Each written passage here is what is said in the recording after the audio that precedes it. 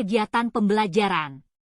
Bapak Ibu sekalian, yang pertama adalah mencermati materi pendahuluan, yang kedua mempelajari materi teori dasar listrik, yang ketiga mempelajari materi komponen rangkaian listrik, yang keempat mempelajari materi rangkaian dasar listrik, yang kelima mengerjakan tugas, yang keenam mengunggah hasil tugas, yang terakhir adalah menyelesaikan soal ujian latihan. Tujuan umum, Bapak Ibu sekalian, setelah mempelajari materi pada topik ini, saudara diharapkan mampu menjelaskan teori listrik dasar, menjelaskan komponen rangkaian listrik dan menerapkan rangkaian listrik dasar sederhana. Tujuan khusus, memfasilitasi peserta sehingga pada akhir diklat diharapkan memiliki kemampuan sebagai berikut. Menjelaskan tegangan, arus. Menjelaskan komponen tahanan, kondensator dan induktor. Menerapkan rangkaian listrik seri, paralel dan campuran. Bapak Ibu sekalian, di sini kita akan membahas teori dasar listrik. Apa itu listrik? Listrik adalah aliran partikel bermuatan listrik. Apa itu muatan listrik? Muatan listrik adalah sifat fisik partikel subatom seperti elektron, proton, dan neutron. Elektron adalah partikel bermuatan negatif, proton adalah partikel bermuatan positif, dan neutron adalah partikel bermuatan nol. Elektron-elektron berada di luar inti atom dan bergerak mengitari inti atom. Elektron terletak di tepi atom, sedangkan proton dan neutron berada di dalam pusat atom sehingga disebut sebagai inti atom, nukleon. Supaya elektron tetap mengelilingi inti dan tidak terlepas dari atom, maka inti atom bermuatan positif harus mengerjakan gaya tarik pada elektron.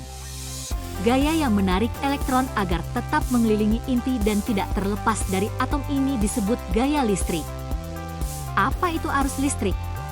Arus didefinisikan sebagai jumlah muatan yang melewati penampang konduktor dalam 1 detik. Satuan SA untuk arus adalah ampere. 1 ampere sama dengan 1 coulomb per 1 detik. Di sini, coulomb adalah satuan muatan. 1 coulomb sama dengan muatan 6,25 menjadi 10 pangkat 18 elektron.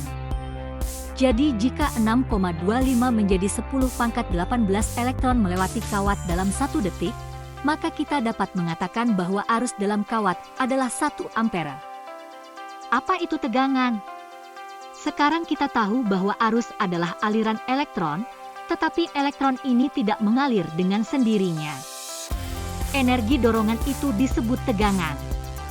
Di sini, tegangan disediakan oleh baterai. Baterai pada dasarnya memiliki 3 jenis komponen, anoda, elektrolit, dan katoda. Anoda mengandung kelebihan jumlah elektron bebas. Di sisi lain, katoda kekurangan elektron. Perbedaan distribusi elektron ini menimbulkan perbedaan potensial antara anoda dan katoda. Beda potensial ini disebut tegangan. Semakin tinggi kelebihan elektron di anoda, semakin tinggi pula tegangannya. Bapak Ibu sekalian, sumber energi listrik adalah kimia, induksi elektromagnet, panas, cahaya, dan listrik piezo. Sel volta adalah sel yang menghasilkan energi listrik karena adanya redoks spontan. Dengan kata lain, sel volta akan mengubah energi kimia menjadi energi listrik. Sebuah kawat penghantar digantung 2 ujungnya ditempatkan di antara kutub magnet permanen utara-selatan. Kawat penghantar digerakkan dengan arah panah. Maka terjadi di kedua ujung kawat terukur tegangan induksi oleh voltmeter. Besarnya tegangan induksi tergantung oleh beberapa faktor. Di antaranya, kecepatan menggerakkan kawat penghantar, jumlah penghantar, kerapatan medan magnet permanen. Generator listrik 1 phase terdiri dari sebuah magnet yang diputar pada sepasang kumparan, sehingga pada kumparan timbul tegangan arus bola balik 1 phase. Digunakan untuk sumber listrik emergensi pada rumah tangga dan sumber listrik portable. Generator listrik 3 phase terdiri dari sebuah magnet yang diputar dengan 3 buah kumparan, sehingga pada ketiga kumparan menghasilkan tegangan listrik arus bola-balik dengan beda fasa 120 ohm. Generator listrik 3 phase banyak diaplikasikan pada pusat pembangkit. Dua buah logam penghantar berlainan jenis yang dikopel pada salah satu ujungnya melalui pengelasan solder, maka kedua ujung yang lain timbul tegangan ketika ujung kopel dipanaskan. Besar kecil tegangan dipengaruhi oleh bahan logam dan besar panas yang diberikan. Termoelektrik banyak diaplikasikan pada sensor pengukur temperatur.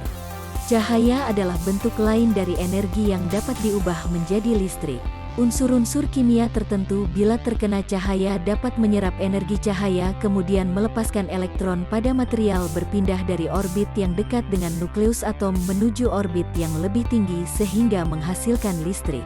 Ketika jenis krital tertentu dibengkok atau terganggu, maka tekanan akan menyebabkan timbulnya beda potensial atau tegangan di kedua sisinya. Hal ini disebut sifat piezoelektrik. Diaplikasikan pada mikrofon, piringan hitam, pemantik korek api, del. Selamat mengikuti pembelajaran selanjutnya.